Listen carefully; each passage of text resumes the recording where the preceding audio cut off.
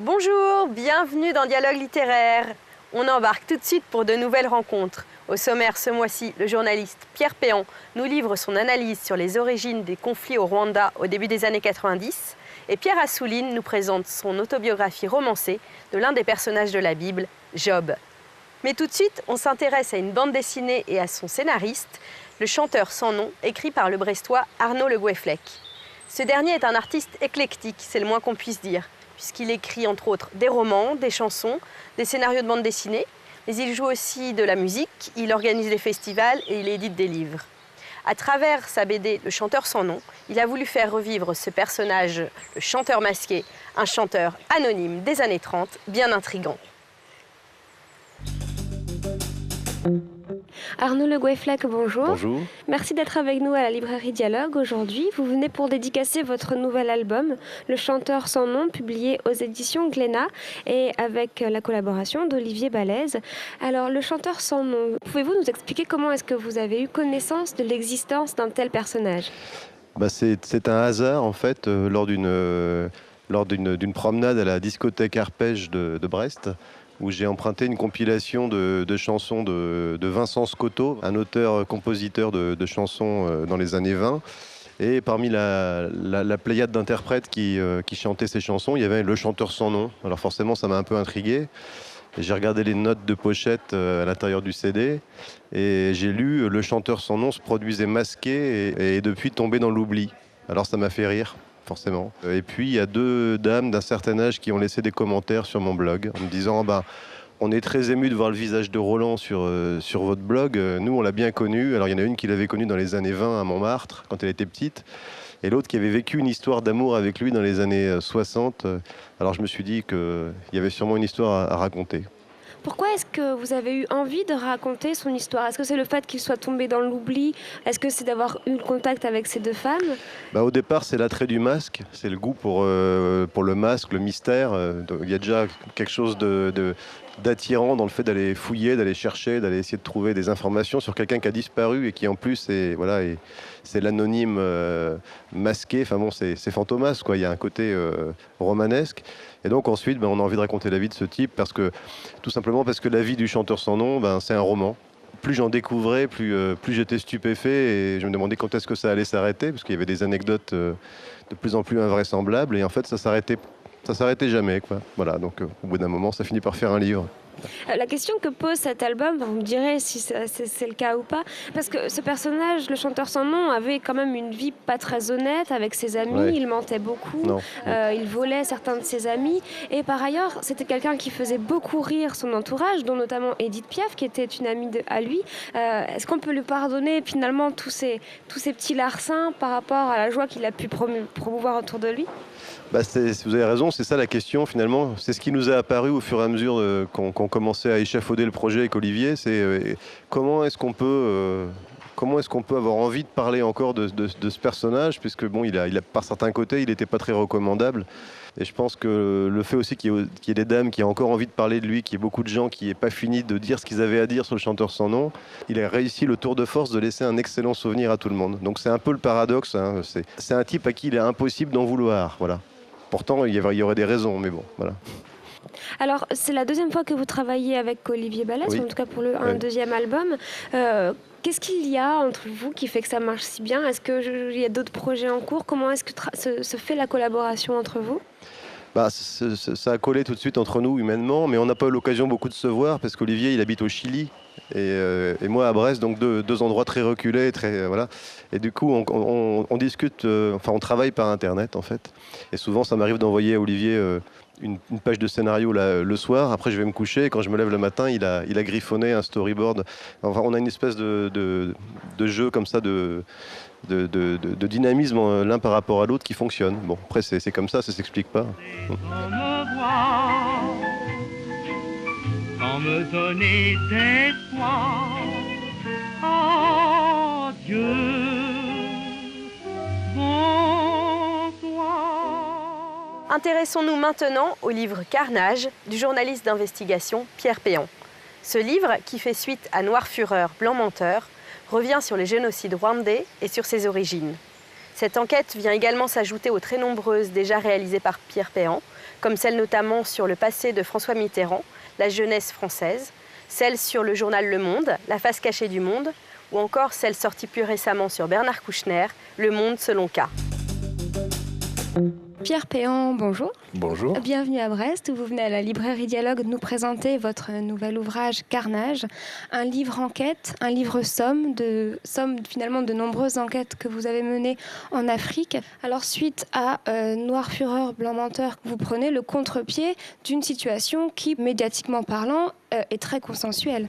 Effectivement, le point de départ, donc, c'est la continuation de mon précédent livre qui dit quoi? Qui effectivement dit que on ne peut pas réduire la tragédie rwandaise à une histoire de bons et de méchants. Les méchants étant les Hutus, tous des génocidaires, et les Tutsis, tous des bons, des génocidés. Et donc, je dis qu'en fait, il s'agit d'une guerre civile.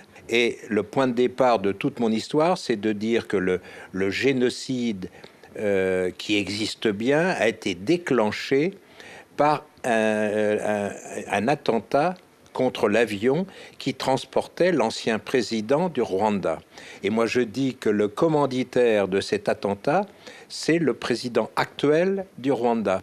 Et donc, je montre comment la communauté internationale, et plus spécifiquement les Américains et les Britanniques, ont fait en sorte de réduire, de canaliser l'information sur un seul pan de cette tragédie. Et donc ça, c'est donc toute une partie déjà de mon livre. Qu'est-ce qui pourrait arriver à l'aboutissement de ces conflits ? C'est vrai que quand on regarde une carte aujourd'hui, on voit bien que tout le Zaïre, enfin l'ex-Zaïre n'est pas stabilisé, l'est du Zaïre n'est pas stabilisé, qu'il y a bientôt des élections et tout le monde redoute ce qui va se passer. C'est un des fils rouges aussi qui ont fait que j'écrive ce livre. C'est ce qui s'est passé dans l'ex-Zaïre en 96-97. Parce que et comment à cause de la désinformation, puisque au fond tout ce qui s'est passé autour de la tragédie rwandaise, il y avait ce que j'ai dit tout à l'heure, la version officielle, il y a des bons et des méchants. Et donc, comme les bons pourchassaient les méchants, et puis qui étaient tous censés être méchants, pourchassaient les Hutus au Congo, enfin, dans l'ex-Zaïre, eh bien, la communauté internationale n'a rien dit. Donc voilà, ça c'est une chose. Autrement dit, il y a eu des centaines de milliers, voire des millions de morts qui ont été faits dans le silence quasi total de la communauté internationale qui voulait fermer les yeux puisque c'était les méchants qui étaient traqués. Et donc voilà, j'essaie au fond d'élargir et de montrer que la tragédie rwandaise ne peut se comprendre que dans un contexte beaucoup plus large, avec des agendas de différents pays africains, et qu'il ne faut pas seulement se contenter de regarder ce qui s'est passé à l'intérieur du Rwanda entre Hutus et Tutsis, qu'il faut déjà aller au-delà pour comprendre, c'est-à-dire regarder du côté de l'Ouganda, puis après, derrière l'Ouganda, de voir les pays qui ont soutenu le nouveau patron de l'Ouganda, et ensuite de regarder vers Khartoum. Autrement dit, c'est de revoir toute la carte d'Afrique et voir les changements, les influences. Et j'ai oublié de dire aussi, dans les changements, évidemment, c'est le poids des multinationales, les redéfinitions, les changements dans le partage des richesses. Alors j'ai conscience que c'est un peu compliqué, c'est pour ça qu'il m'a fallu 580 pages pour expliquer tout ça, et c'est vrai que résumé en quelques minutes, c'est pas tout à fait simple. On termine maintenant cette émission en compagnie d'un autre journaliste, Pierre Assouline. Cet ancien responsable du magazine Lire et l'actuel membre du comité de rédaction de la revue Histoire a également été chroniqueur dans plusieurs radios, notamment à France Inter, France Culture ou RTL. C'est également un romancier et un biographe très important. On lui doit ainsi de nombreuses biographies, dont celle de Gaston Gallimard, d'Hergé, de Marcel Dassault ou encore de Georges Simenon. Aujourd'hui, c'est une biographie un peu particulière qu'il nous livre, la biographie d'un personnage qui n'a probablement jamais existé, la biographie d'un personnage biblique, Job. Pierre Assouline, bonjour. Bonjour. Bienvenue à la librairie Dialogue où vous venez aujourd'hui nous présenter votre nouvel ouvrage « Vie de Job » publié aux éditions Gallimard. Job est un personnage qui fascine à toutes les époques, dans toutes les cultures, qui traverse les époques et qui en est le reflet. Comment a-t-il évolué et qu'en est-il aujourd'hui ? Lui, il n'a pas évolué puisqu'il est resté le Job du livre de Job de la Bible. Ce qui a évolué, ce sont les interprétations, ce sont les traductions.